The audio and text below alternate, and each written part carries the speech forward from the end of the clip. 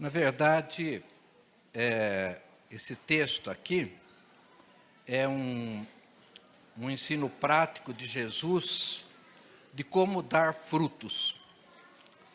E eu estava assim, na hora do louvor, olhando para a igreja, né? Posição aqui na frente, e eu vi alguns rostos tristes e alguns rostos, assim, aparentemente sem paz.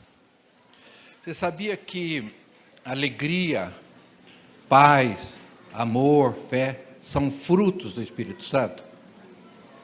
É alguma coisa, quando a gente fala em dar frutos, a gente pensa, nossa, vou evangelizar Jundiaí. Mas, em primeiro lugar, Deus quer que nós olhemos para nós mesmos, porque a palavra de Deus diz que nós seríamos testemunhas, antes de Jesus subir aos céus, ele diz aos seus discípulos, vós sereis minhas testemunhas. Não é? Então, esse produzir fruto é muito importante para as nossas vidas. Em Marcos 11, esse texto nós fizemos uma reflexão sobre ele recentemente, no grupo do Anhangabaú, liderado pelo Daniel e pela Tânia, e ele assim nos fez muito bem. Evidentemente eu queria tentar enriquecer com alguma coisa a mais do que Deus me deu naquele momento. Então é Marcos 11, verso 12. Diz assim, no dia seguinte, quando saíram de Betânia, teve fome. Aqui está falando de Jesus. Jesus teve fome. E vendo de longe uma figueira com folhas, foi ver se nela, porventura, acharia alguma coisa. Aproximando-se dela, nada achou, senão folhas, porque não era tempo de figos. Sim, eu gostaria de chamar a atenção para algumas palavras aqui. Por exemplo, não era tempo de figos, tá? Não era tempo dela dar fruta. Então, lhe disse Jesus, nunca, jamais coma alguém fruto de ti. E seus discípulos ouviram isso. E foram para Jerusalém, entrando ele no templo, passou a expulsar os que ali vendiam e compravam. Derrubou as mesas dos cambistas e as cadeiras dos que vendiam pombas. Não permitia que alguém conduzisse qualquer utensílio pelo templo. Também os ensinava, dizia, não está escrito, a minha casa será chamada casa de oração para todas as nações. Então, mais esse versículo eu queria chamar a atenção. A minha casa será chamada casa de oração para todas as nações. Vós, porém, tendes transformados em covil de salteadores. E os principais sacerdotes e os escribas ouviram essas coisas. Procuravam um modo de lhe tirar a vida, pois o temiam, porque toda a multidão se maravilhava de sua doutrina. E vindo à tarde, saíram da cidade. E passando eles pela manhã, viram que a figueira secara desde a raiz. Então Pedro, lembrando-se, falou, mestre, eis que a figueira que amaldiçoaste secou. Ao que Jesus lhe disse, tende fé em Deus. Porque em verdade vos afirmo que se alguém disser a este monte, ergue-te e lança-te no mar, e não duvidar no seu coração, mas crer que se fará o que diz, assim será com ele. Eu vou ler novamente o verso 23, que ele é chave para a gente. E quando você ouve Jesus falar, se alguém disser a esse monte, ergue-te e lança no mar, esse monte significa problemas sérios que nós temos nas nossas vidas. Situações difíceis que nós temos nas nossas vidas. São montes, montanhas, não é? Então, verso 23, porque em verdade vos afirmo que se alguém disser a este monte, esse grande problema, ergue-te e lança-te no mar, e não duvidar no seu coração, mas crer que se fará, o que diz, assim será com ele. Por isso vos digo que tudo quanto em oração pedirdes, crede que recebestes, será assim convosco. E quando estiverdes orando, também presta atenção no verso 25, quer dizer, todos os versos são importantes, mas o 25 também é chave. E quando estiverdes orando, se tendes alguma coisa contra alguém, perdoai, para que o vosso Pai Celestial vos perdoe as vossas ofensas. Mas se não perdoardes também, vosso Pai Celestial não vos perdoará as vossas ofensas. Nós te agradecemos, ó Deus, por essa porção tão preciosa da Tua Palavra, porque a Tua Palavra tem nos sido aberta, e o Teu Espírito Santo tem nos dado compreensão da Tua Palavra, ela tem sido guia para as nossas vidas, tem sido lâmpada para as nossas vidas, para os nossos pés, para o nosso caminhar. Nós te agradecemos e pedimos que a Tua Palavra, Senhor, o Senhor mesmo diz que ela não volta vazia, que ela seja, ó Deus, instrumento para as nossas vidas, a começar por mim. Não é aquele quem fala que sabe mais, mas talvez aquele que precisa mais. Que seja assim conosco, ó Deus, que todos nós sejamos edificados e possamos crescer segundo a Tua Palavra nesta manhã. Amém? É interessante que nessa reunião que nós tivemos, uma senhora que estava assim, está vindo há pouco tempo, acho que 2, 3 reuniões, não sei, ela falou, nossa, como Jesus foi maldoso, se não era tempo de dar figos, por que ele secou a figueira? Não é? A gente tem que entender, Jesus é o mestre, né? Ele era conhecido como Rabi.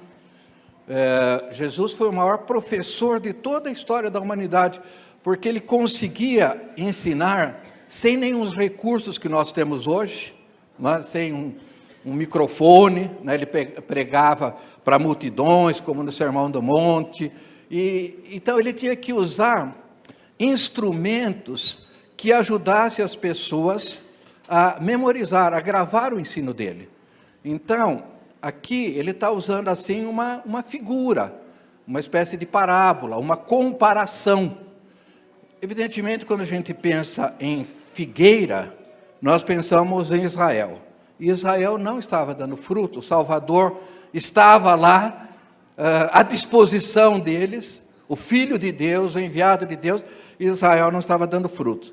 Mas essa mensagem também é para a igreja, né? No sentido em que nós podemos nos comparar. Agora, Jesus se manifesta no meio de nós, pelo Espírito Santo de Deus, e como nós estamos dando frutos.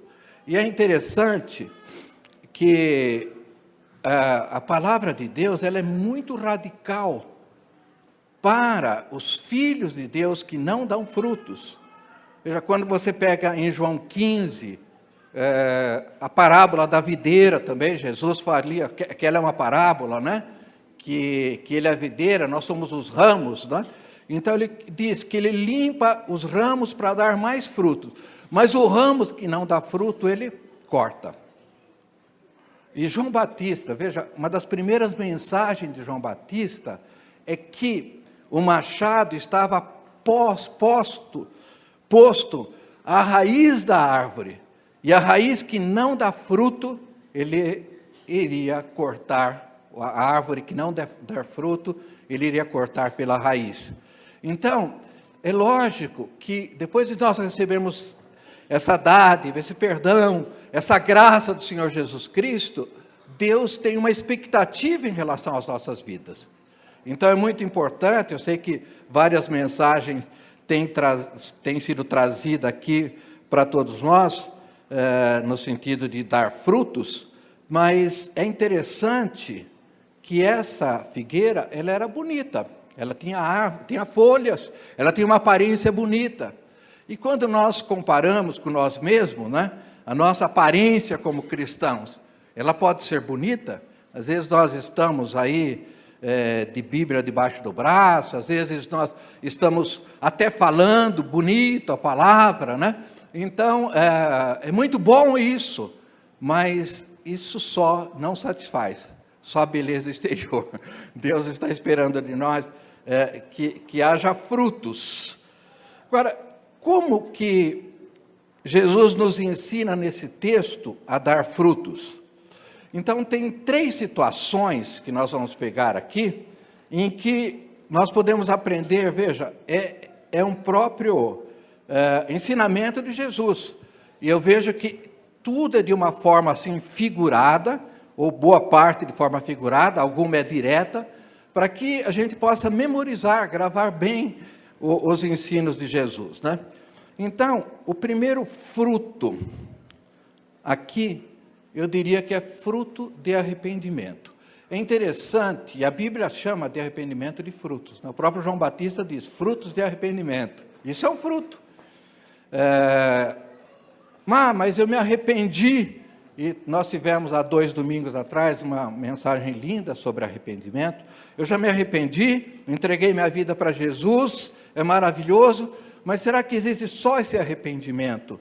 Ou nós vamos tendo necessidade, de acordo com o nosso dia a dia, termos situações que novamente vão nos levar a um arrependimento mais específico, a um arrependimento em função de alguma atitude que nós tivemos.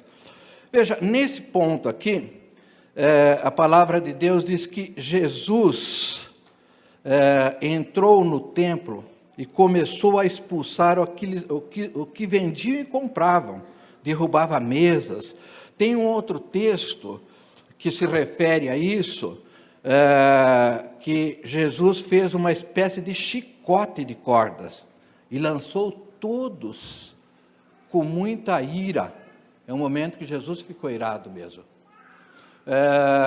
Então, veja, esse templo, naquele momento, representava o quê? A casa de Deus, a casa de oração. E dentro da casa de oração, estava havendo muitas perversidades, muitas coisas abomináveis, contrário a Deus. É um local para adoração a Deus. Agora, a gente poderia trazer isso para a nossa realidade. Essa é a realidade do Velho Testamento. Na nossa realidade, nós aprendemos, segundo a palavra de Deus, que não é mais esse espaço aqui que é a casa do Senhor, que é o templo. Agora, o que é o templo, segundo aquilo que nós temos aprendido? Nós somos o templo onde habita Deus. A palavra de Deus diz, vós sois o templo onde o Espírito Santo habita. Então, hoje, quando nós nos reunimos, nós somos pedras vivas, nós formamos a casa de Deus. Nós aqui somos a casa de Deus, não em função do templo, mas em função de pessoas reunidas. Então, nós formamos esse templo de Deus. Então, agora, a casa limpa, não é mais necessariamente esse templo, embora é muito bom, como tem acontecido, estar sempre limpo. Mas a casa limpa, irmãos, somos nós agora. Deus quer casa limpa, nós sejamos purificados. A gente pode estar pensando assim, bom, mas eu já fui lavado pelo sangue de Jesus, glória a Deus, eu já estou limpo, né? Uma vez Jesus disse para Pedro, que ele estava, do todo ele estava limpo, mas estava com os pés sujos. Jesus foi lavar os pés de Pedro. Nós temos situações em que nós, como templo de Deus, nos sujamos com o mundo. Veja que interessante, Jesus disse, Pai, ele orou em João 17, né? Não peço que os tire do mundo, mas que guarde-os do mal. Então, Jesus estava dizendo que nós vamos ter que estar no mundo. São dois reinos, o reino de Deus e o reino do mundo. E nós, necessariamente, precisamos estar livres do mal, porque nós comercializamos com o mundo. Nós fazemos comércio com o mundo, não tem jeito. Nós não podemos nos isolar, né? Como tem as carmelitas aqui no Anhangabaú, elas ficam isoladas do mundo. Então, a chance delas comercializarem com o mundo é muito remota. Elas acabam saindo, normalmente, quando morrem ou se tem uma doença muito grave. Elas ficam isoladas. Isso existe no catolicismo, né, em diversos locais. Não estou dizendo que seja certo ou errado, estou apenas comentando que aí nós ficamos isolados do mundo. Mas eu creio que Deus quer que nós sejamos servindo ao propósito dele, que é servir a igreja, que é abençoar irmãos, que é trazer vidas para Jesus. Então, lógico, elas podem estar orando, e a oração, estão orando, e a oração é significativa para todo esse processo, nós respeitamos isso, né? Mas nós, através dos nossos 5 sentidos, através do nosso corpo, da carne, da alma, nós comercializamos com o mundo, nós temos comércio.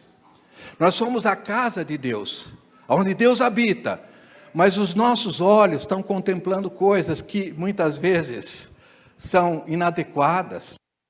Os nossos ouvidos estão ouvindo coisas, a nossa boca está falando coisas. Então nós temos esse relacionamento com o mundo. Então, para dar frutos, a primeira situação assim importante é realmente buscarmos limpeza no nosso templo.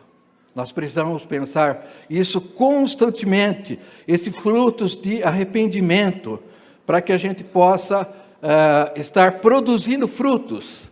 Veja, em 1 João, existem alguns trechos assim muito fortes. Ele diz, se dissermos, primeira carta de João, capítulo 1, se dissermos que não temos pecado nenhum, a nós mesmos nos enganamos, e a verdade não está em nós. Então ele diz que nós estamos sujeitos, e se nós falarmos que nós não pecamos mais, nós estamos enganando a nós mesmos, não há verdade nisso. Por que nós pecamos? Porque nós temos esse relacionamento, não tem jeito com o mundo. Mas, ao mesmo tempo, no verso seguinte, João diz, se nós confessarmos os nossos pecados, ele é fiel e justo para perdoar os nossos pecados e nos purificar de toda a injustiça. Então, são duas coisas. Primeiro, o perdão. Segundo, a purificação. Ele nos perdoa e nos limpa e nos lava com o seu sangue.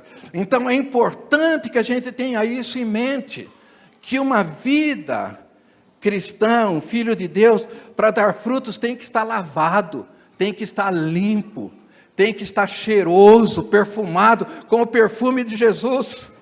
Aleluia, irmãos.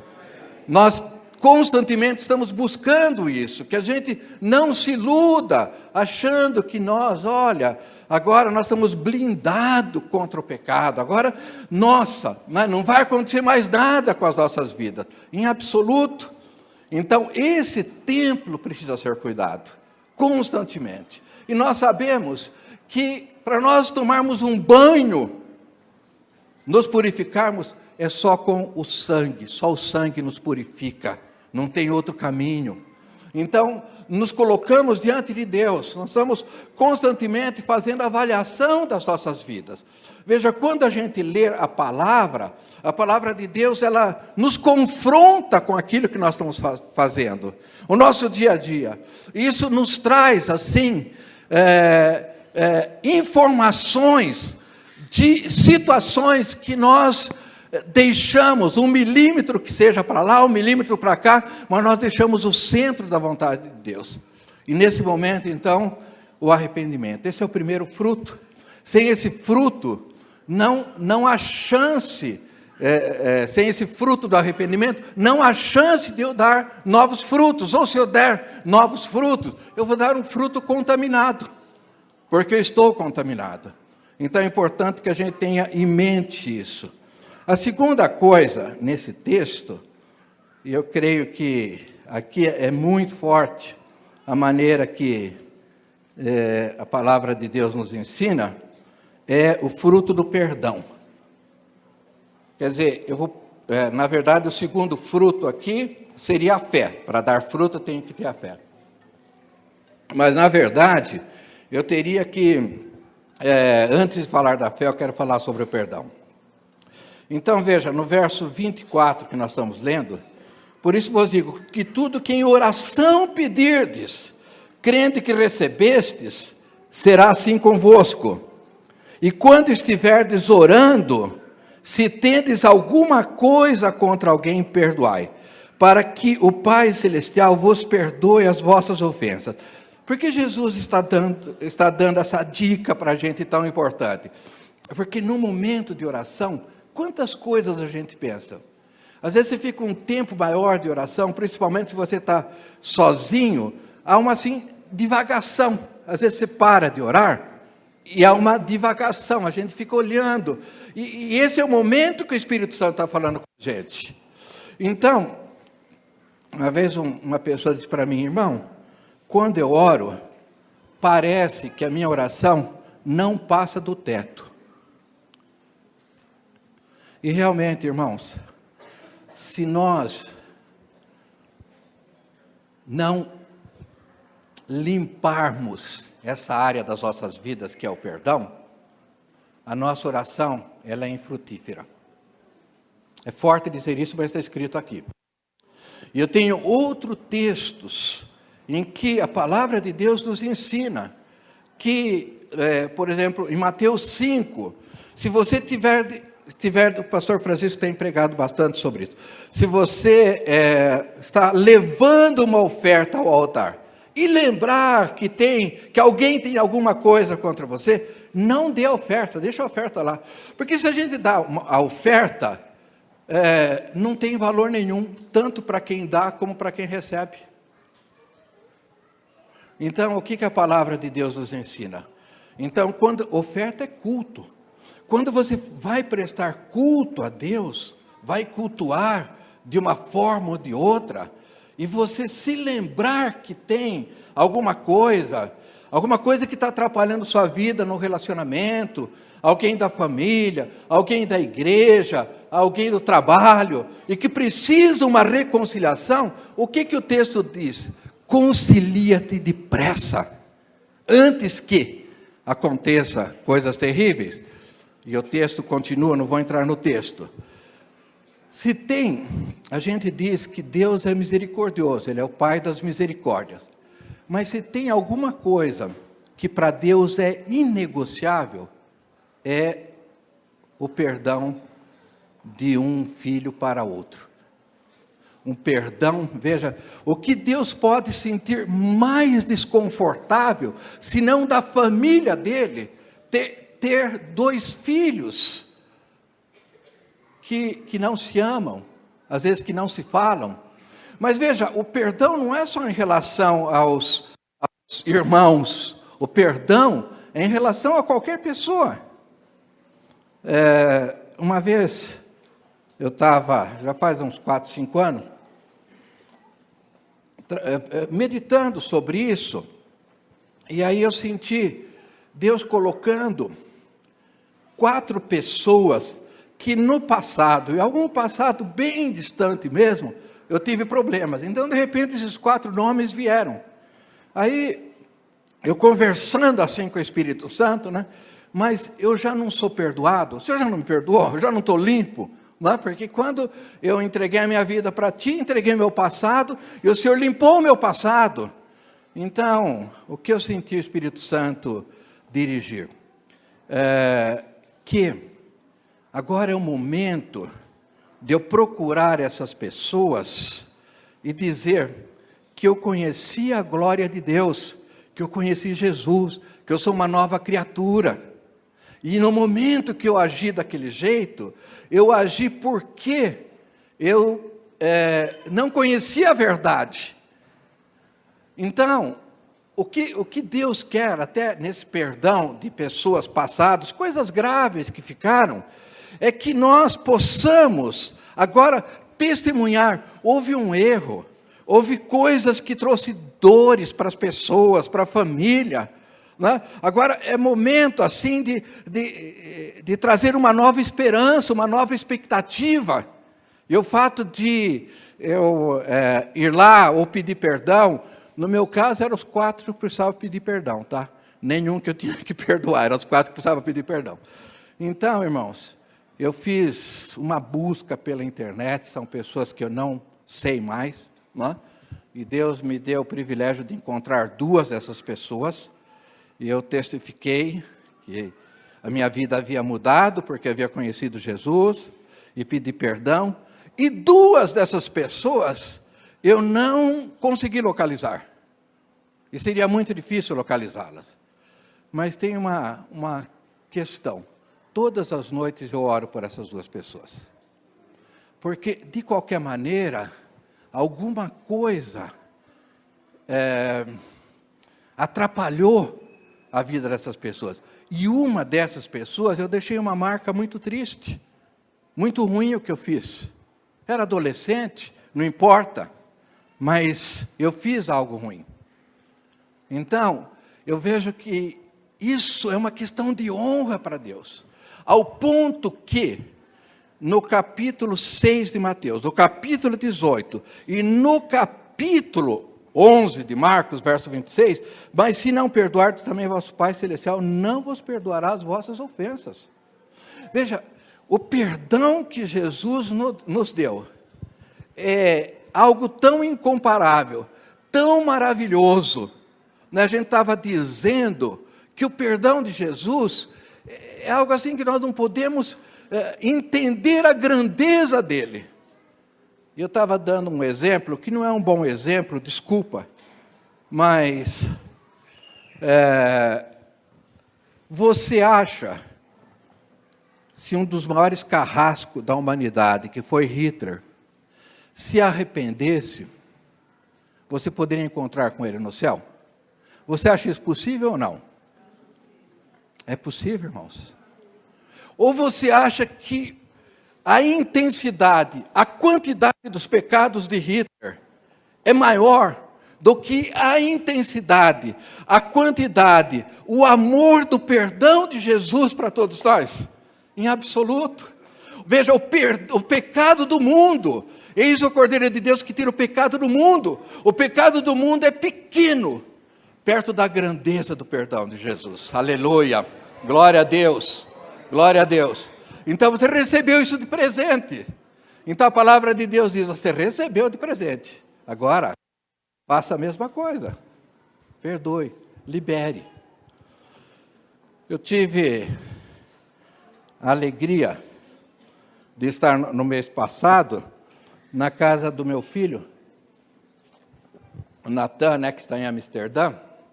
Esse semestre, vocês não estão me vendo muito por aqui, porque eu tirei um semestre sabático do trabalho, da profissão, tá?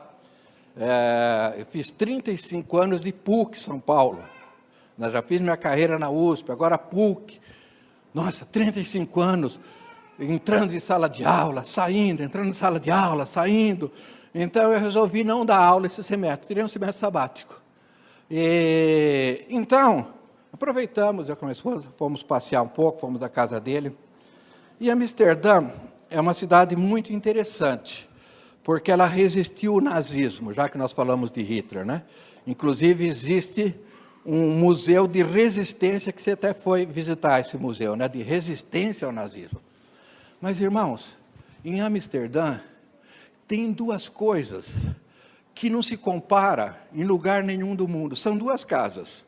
Uma é a Anne Frank, que é aquela judia que se escondeu durante algum tempo, não sei exatamente quanto tempo, 2 anos, junto com a família, né? Então está o local que ela se escondeu para não ser pega pelos nazistas, pelo SS. E a gente conhece a história, eles foram descobertos, e depois o diário Anne Frank, tem filmes, tem uma coisa muito bonita, né? Mas o que me impressiona e me impacta é uma outra casa que tem em Amsterdã, que é a casa da Corrie ten Boom. Eu acho que você já falou dela, inclusive, né, Francisco? Refúgio secreto. Essa mulher, se ela fosse da Igreja Católica, ela seria canonizada sem dúvida nenhuma, né? Mas ela é evangélica. Então, ela tem uma representação para o mundo evangélico, assim, incalculável. Na verdade, ela, na casa dela, ela e a família dela, refugiava pessoas, judeus, para livrá-los do nazismo. E ela ficou bastante tempo fazendo isso. E logo, veja, quase terminando, acho que faltava 6 meses para terminar, menos, né? A guerra, foi descoberto, e ela, a família dela, foi levada para o campo de concentração. E eles foram todos mortos, exceto ela. E ela conta, que ela foi salva por um erro burocrático, porque as pessoas da idade dela, que estavam com ela, todos foram executadas no campo de concentração. E ela, acho que um erro que houve, a gente sabe que não foi um erro, né? Mas Deus tinha um propósito para essa mulher. Então, eu queria ler um trecho aqui, sei que é um trecho já conhecido, mas acho que isso vai nos dar direção e nós precisamos disto.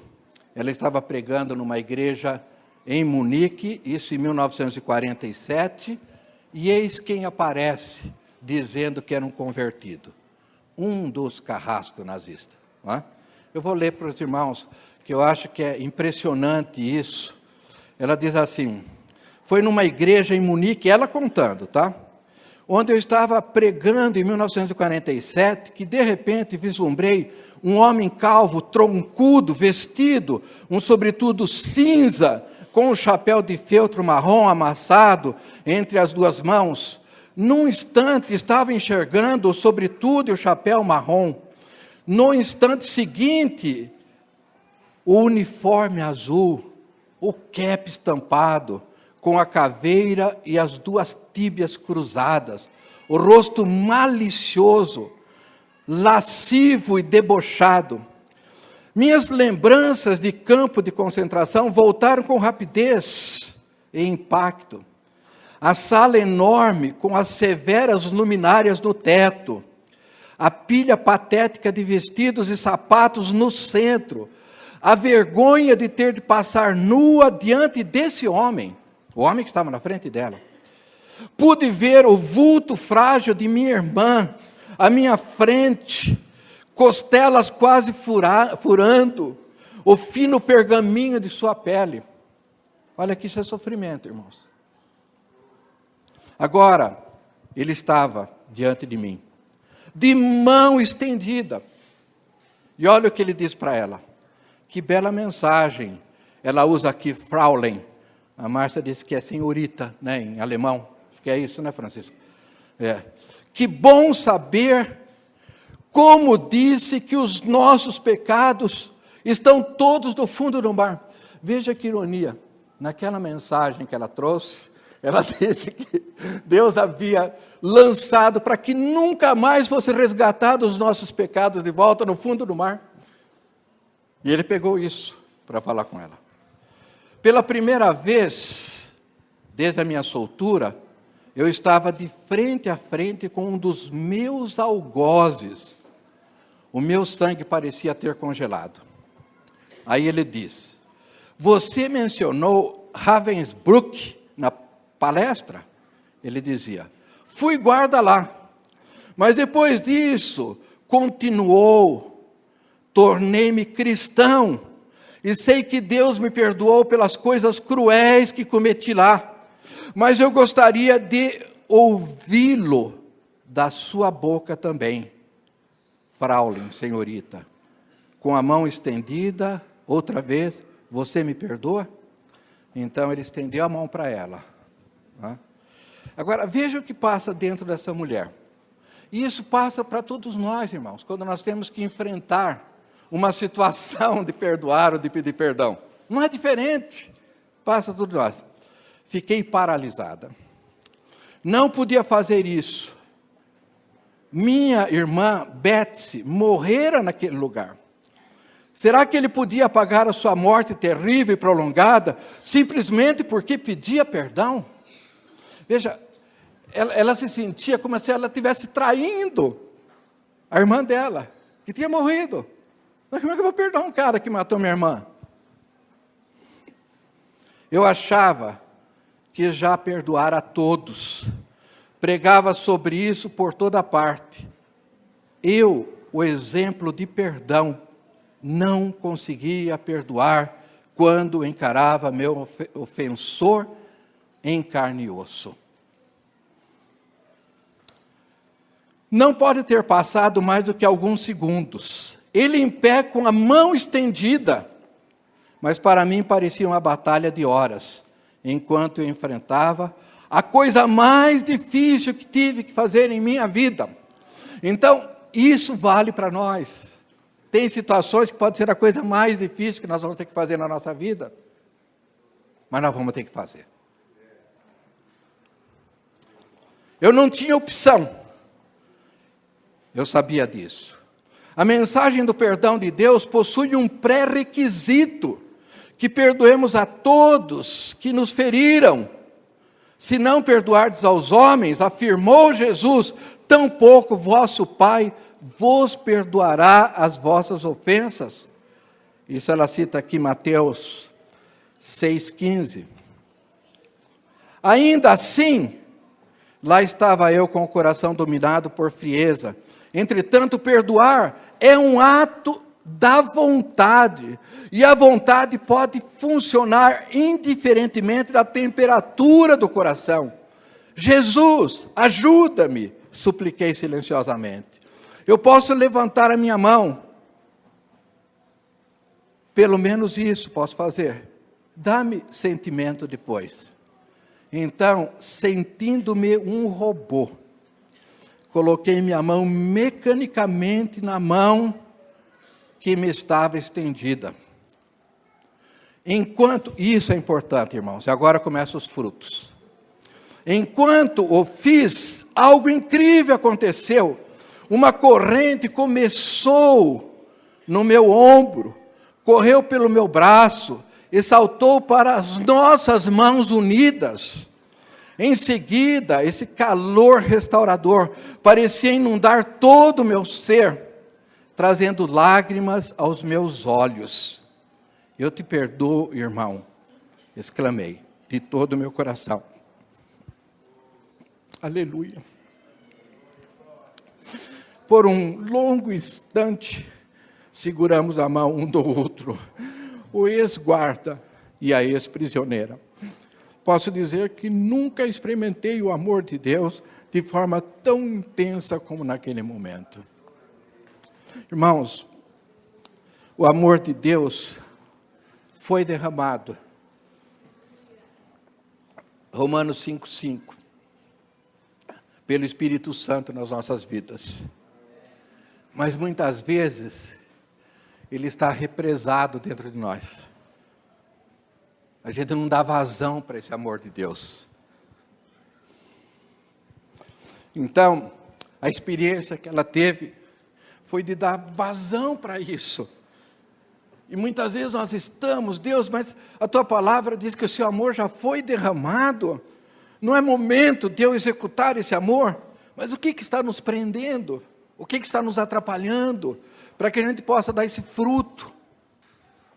E que Deus nos abençoe.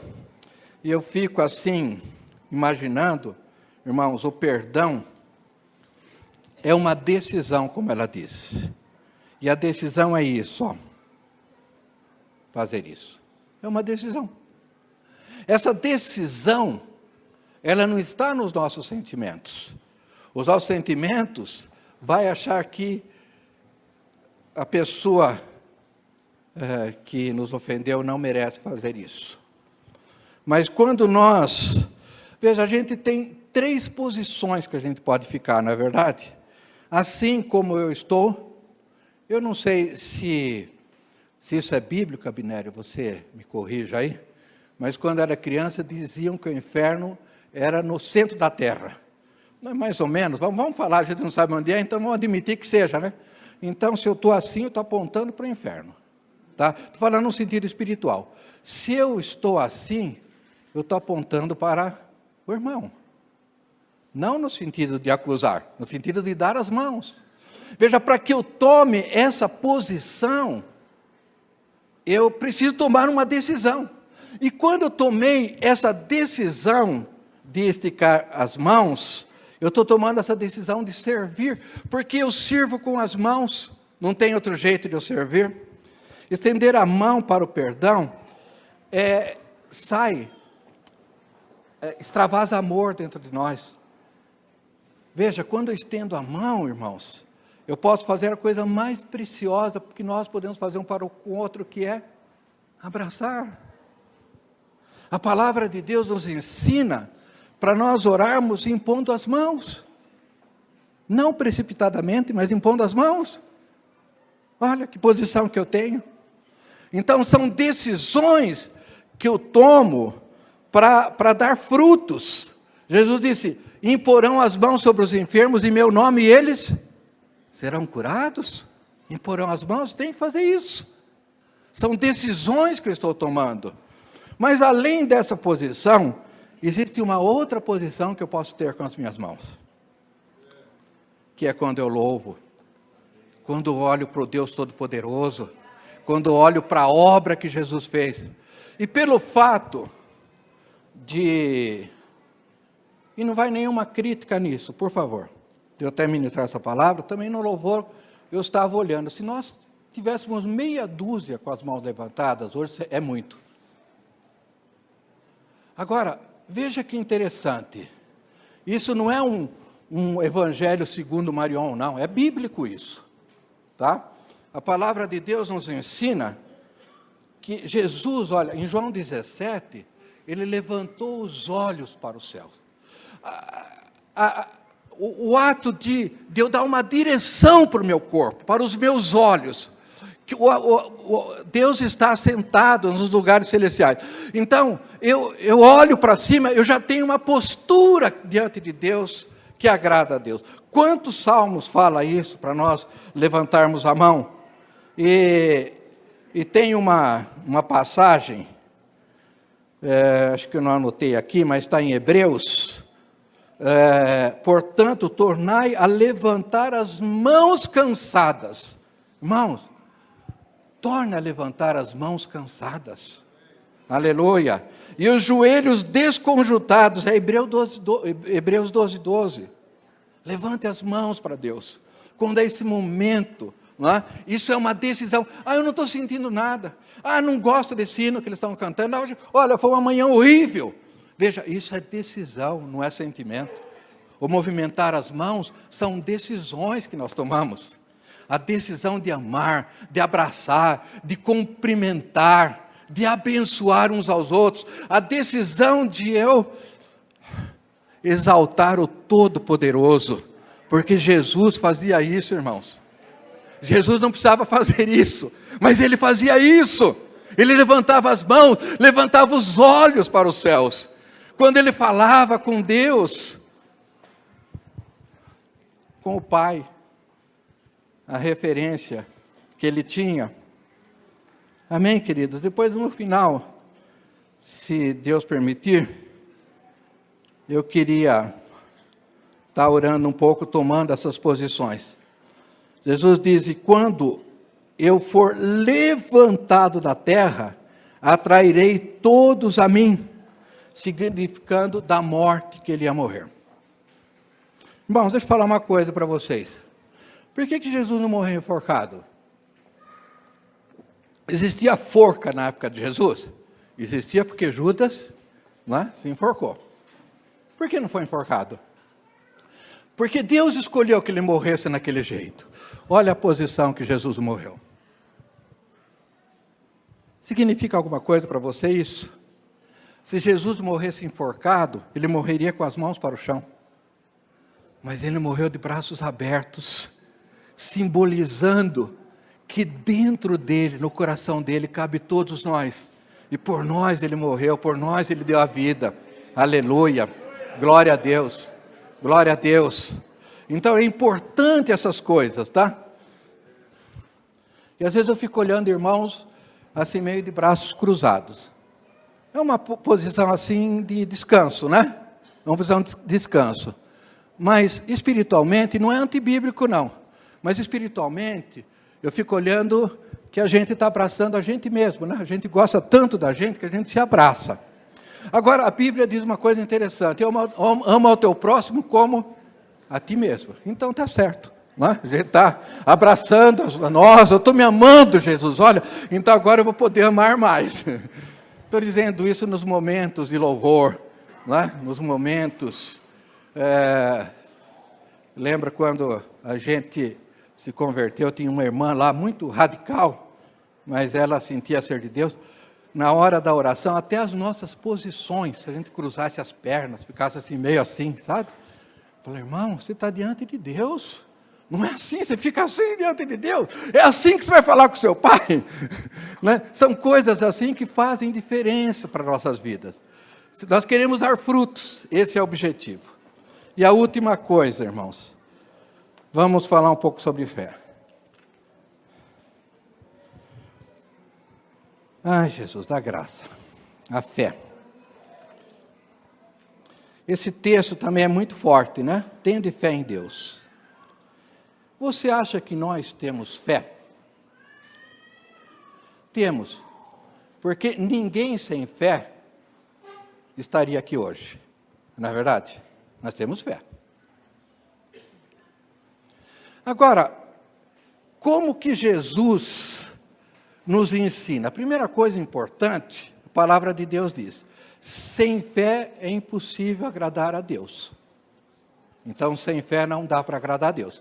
Ainda bem que a Bíblia não diz, sem perfeição não dá para agradar a Deus. Sem perfeição, imperfeito, ruim como nós somos, nós podemos agradar a Deus se nós tivermos fé. E por ela nós somos salvos. Amém? A graça por um lado, a fé por outro lado. Há esse encontro para a nossa salvação. Agora, como que Jesus analisava a fé dos seus discípulos? Ele disse, vocês não têm fé? Jesus nunca disse isso. Porque se ele dissesse isso, ele estaria negando a iniciativa daqueles homens. Mas o que Jesus dizia? Homens de pouca fé. E vou aproveitar aí, Abinério, você falou aqui de Pedro, né? Lá do mar, a hora que ele botou o pé do mar, e a irmã também teve um cântico aqui falando disso. Veja, o que é um homem de pouca fé? Veja se é seu caso ou não, se você é um homem de pouca fé, ou um homem de muita fé vale para as mulheres também, homem assim no sentido genérico, né? Então, Pedro, eles estavam no mar, uma tempestade enorme, uma situação terrível, e aí eles avistam à noite um fantasma. Então eles gritam, é um fantasma que estava sobre o mar, andando sobre o mar. Aí Jesus diz, não, sou eu. Então o que Pedro diz? Senhor, se és tu mesmo, deixa-me ir até o Senhor, até ti, até eu encontrar contigo. E Jesus falou, vem. E aí, o que Abinério falou? Pedro fica assustado com o vento, teme o que ele está fazendo, a loucura, e ele afunda e pede, Jesus, socorre-me, e Jesus estende as mãos e socorre, e aí Jesus diz, homem de pouca fé. Você acha que a fé de Pedro foi pequena? Não. Que fé, meu Deus do céu. Numa tempestade, mar, né? Vocês já viram aquele filme, Mar em Fúria, né? Eu imagino assim, um negócio assim, botar o pé fora para pisar sobre a água. Veja que boa qualidade de fé é essa, não é verdade? A segunda coisa, o que ele faz? Eu quero ir até o Senhor. Veja, que fé bem intencionada, que boa motivação. Pedro poderia falar, se é o Senhor mesmo, ó Deus, eu quero andar, Jesus, sobre as águas, e eu quero chegar em Cafarnaum, brilhando como uns anjos, para que todos me vejam que eu sou o seu discípulo. Ele poderia ter dito isso? Poderia, mas qual era a intenção de Pedro? Eu quero estar com o Senhor. Eu não quero nem esperar o Senhor chegar até aqui, eu quero estar antes com o Senhor. Olha, irmãos, onde está a pouca fé de Pedro? A pouca fé está na duração, que é o nosso problema. Nós saímos de uma reunião de oração, Abinélio, assim com aquela fé. Saímos da reunião, mas aí na segunda-feira a gente já começa a ver umas adversidades. E aquela fé começa a sucumbir.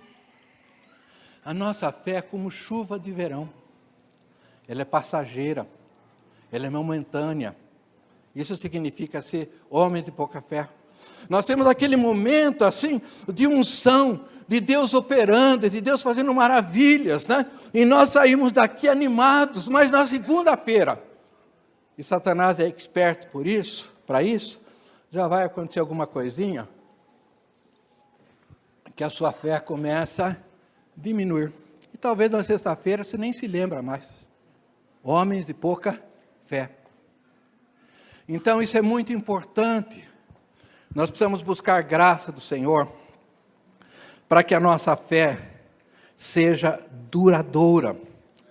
Agora, irmãos, então nós temos fé. Nunca deixe alguém falar isso, que nós não temos fé. Nós temos fé, porque sem fé é impossível nós sermos salvos. Então nós temos fé. Agora, essa durabilidade é que realmente nós precisamos buscar o Senhor para que Ele nos dê força, para que haja duração, a nossa fé seja duradoura. Veja, nesse texto, quando Jesus fala, porque em verdade vos afirmo, verso 23, que se alguém disser a este monte, ergue-te e lança-te no mar, e não duvidar no seu coração. Veja, nós podemos profetizar, receber uma profecia, que coisa boa isso, a gente sai animado, mas vem uma adversidade, e aquilo reduz a nossa fé. Mas se nós não duvidarmos, mas crer que se fará o que diz, assim será com ele. Veja, Jesus está dizendo, olha, o que você falar, se você não duvidar, vai acontecer com a tua vida. Ele está garantindo aqui. Veja, o termo diz aqui, eu vou ler outra vez, porque em verdade vos afirmo que se alguém disser a este monte, ergue-te e lança-te no mar, e não duvidar no seu coração, mas crer que se fará o que diz, assim será feito. Jesus está garantindo a resposta. Por isso vos digo que tudo em oração pedirdes, crede que recebereis, assim será convosco. Em 20 de março, nós perdemos a minha sogra, a dona Undina, e eu aprendi muito com essa mulher, principalmente em relação à fé. Ela morreu com 98 anos, uma coisa que a dona Undina pedia, que ela não queria sofrer na morte dela, porque ela viu o marido dela, o pai da Márcia, morreu com 47 anos, com câncer, sofrimento terrível, né? E a dona Undina, ela não tinha problema de pressão, não tinha problema de diabetes. Veja, com 98 anos, ela lia sem óculos. Uma coisa assim. E sabe o que, na verdade, a levou? Foi um descuido do hospital, porque ela pegou uma pneumonia, mas foi curada da pneumonia. Mas enquanto ficou no hospital, eles deixaram numa posição só e começou a formar uma escara, e nessa escara deu uma bactéria. Tá? Foi um momento que Deus levou, mas no atestado de óbito não aparece doença. Percebe? Senilidade, né, Márcia, que você chama, né? Então, ela morou com a gente, aí eu creio, nos últimos 15 anos.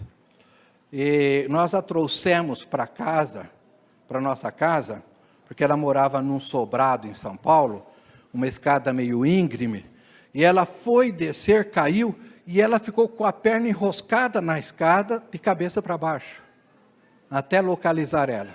Então ela não conseguia andar mais. E também não gostava de médico. Tá? Até brincava que o único médico que ela tolerava era o doutor Fábio, porque era irmão. Né? Então não gostava, não vou. Então, ela dizia o seguinte: não está escrito na palavra que Jesus levou os meus pecados, as minhas iniquidades, mas também levou as minhas enfermidades? Eu falei, está escrito. Então eu vou crer nisso, ela dizia.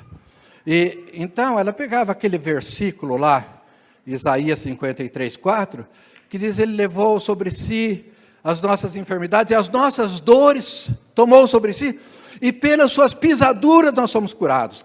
Pisaduras, fomos curados, está um pouquinho mais à frente. Quer dizer, pelas chagas de Jesus, pelo sangue, por aquilo que Jesus foi agredido em praça pública, surrado, aquele sangue é para curar as nossas enfermidades. Então, ela andava assim. Aí, tudo bem? Pelas pisaduras dele eu sou curado. Tudo bem? Pelas pisaduras dele eu fui curado. Veja, o verbo é passado. Eu fui curado pelas pisaduras dele. E pelas pisaduras dele eu fui curado. Passou um tempo, ela andava normalmente e caminhava. E caminhava assim, hora e meia. A gente tinha medo que ela andava, a gente morava no Jardim Samambaia, ela ia até a casa da minha mãe, que era lá no centro, a pé, voltava a pé. Depois de tudo isso, mulher de fé. Ela tinha uma lista de pessoas que ela oravam todos os dias, um caderninho. E graças a Deus eu estava nesse caderninho. Foi muito abençoado pela vida dela.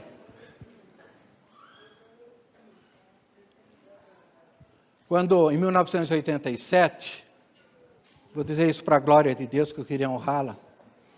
Infelizmente não foi possível fazer o velório dela aqui em Jundiaí, para que as pessoas pudessem honrá-la. Mas em 1987, nós viemos num carnaval, numa chácara no Medeiros, e aí não teve retiro espiritual na nossa igreja e tal. E aí nós resolvemos, vamos fazer uma reunião? Vamos. Aí nós falamos para ela: a senhora tem coragem de ir no bairro aí, no Medeiros, e anunciar que nós vamos ter uma reunião hoje à noite? Olha só. Ela falou: tenho. Então ela foi casa por casa e falava: ó, hoje à noite é sábado de carnaval e nós queremos glorificar a Deus, vai ser no tal endereço, se você quiser ir, será um prazer. Ela andou, disse isso no velório dela. Isso deu origem a uma igreja. Essa igreja chama Cristo Salva. Nós ficamos à frente 3 anos dela e depois nós passamos para o pastor Narciso. Hoje essa igreja tem 5.000 membros. Veja, irmãos, isso é frutos. Não é? Fruto. Alguém que confiou na palavra de Deus. Agora, é interessante a gente observar que a gente tem alguma dificuldade em crer na palavra, das promessas. A Bíblia fala em promessas. Já contei essa situação aqui, mas eu vou contar outra vez, de um pastor aí, que foi na casa de uma irmã, e a irmã foi fazer um chá para ele, já uma senhora. Enquanto isso, ele pegou a Bíblia dela e ficou folheando a Bíblia dela. Então, ele observava que tinha bastante lugares com a letrinha EC. Letra E, letra C, letra E, letra C. E ele ficou curioso: nossa, o que é esse EC? Não é? Será que a irmã teve alguma revelação? Aí, ele chegou: irmã, o que é isso, esses ECs que você tem na tua Bíblia? Ah, pastor, aí significa que é um versículo, e eu criei no versículo, e aconteceu na minha vida. Então, o EC significa experimentado e comprovado. Irmãos, como nós podemos ter ECs na nossa Bíblia? Quantas promessas Deus tem para a gente? E a última coisa que eu vou falar é de uma promessa que Deus deu para um homem. E isto está em Romanos 4, e esse homem levou a sério essa promessa. Promessa impossível de acontecer. Promessa que não tinha chance nenhuma de acontecer. Abraão. Abraão, Deus, é interessante, né? Vocês veem o que eu estou falando para vocês. Romanos 4 é um capítulo dedicado, Paulo dedicou a Abraão, porque esse homem é o pai da fé. Abraão, o nome dele era Abrão, Deus mudou para Abraão, e Abraão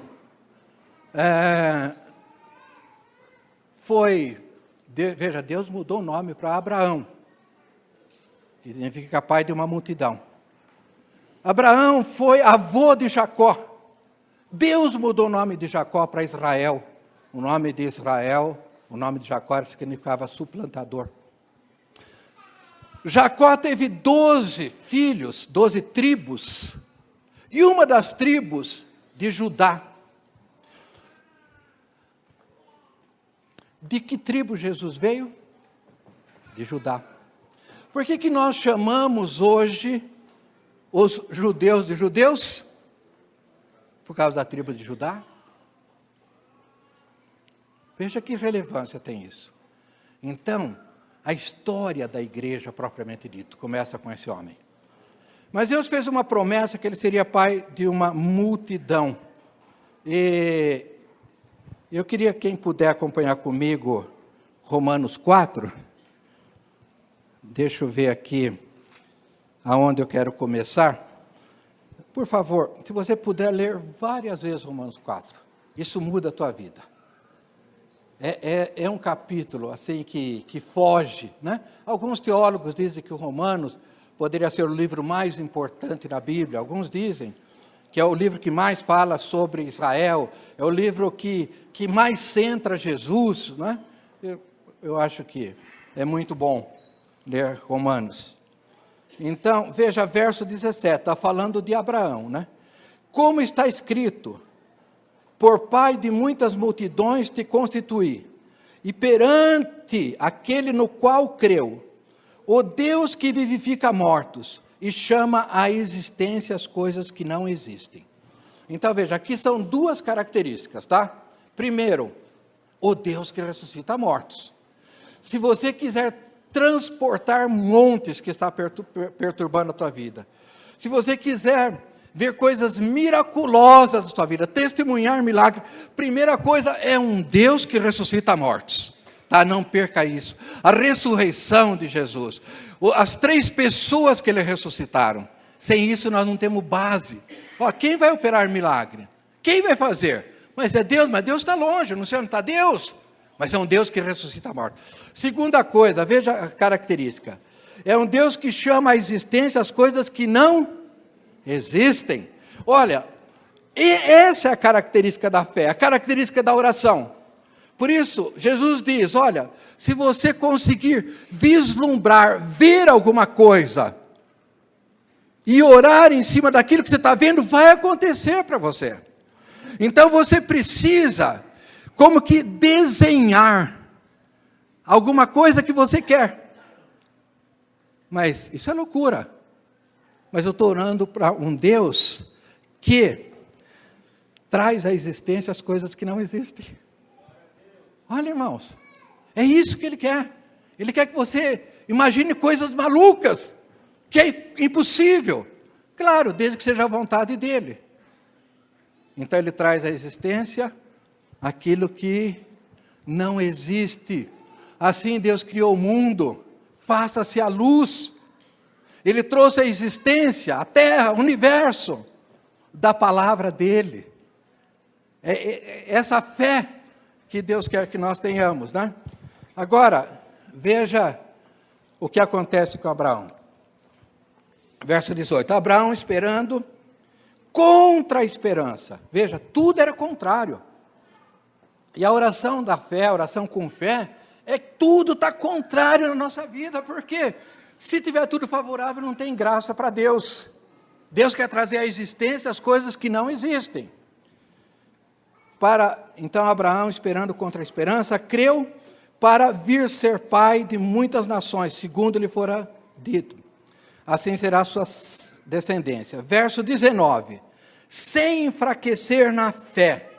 Olha, então a fé de Abraão não era pouca fé, porque ele não enfraquecia na fé. Era uma fé de longa duração. embora levasse em conta o seu próprio corpo amortecido, já de 100 anos, e a idade avançada de Sara. Veja, Deus tinha prometido um filho para eles. E esse filho não veio. Abraão está com 100, Sara está com 90. Ele não duvidou, verso 20, por incredulidade da promessa. Veja, não duvidar da promessa de Deus. Mas pela fé, fortaleceu dando glória, estando plenamente convicto que ele era poderoso para cumprir o que prometera. Veja, o que a gente tem de interessante aqui? Primeira coisa, Sara, uma mulher de 90 anos, Deus também trocou o nome dela, né? Ela chamava Sarai, e Deus trocou para Sara. Sara significa princesa. Então, Sara era estéril. A Bíblia chama de madre fechada. Quer dizer, 90 anos, não tinha chance de ter filhos. Já havia cessado o costume das mulheres. Ela já tinha passado pela menopausa. Não tinha mais o que fazer.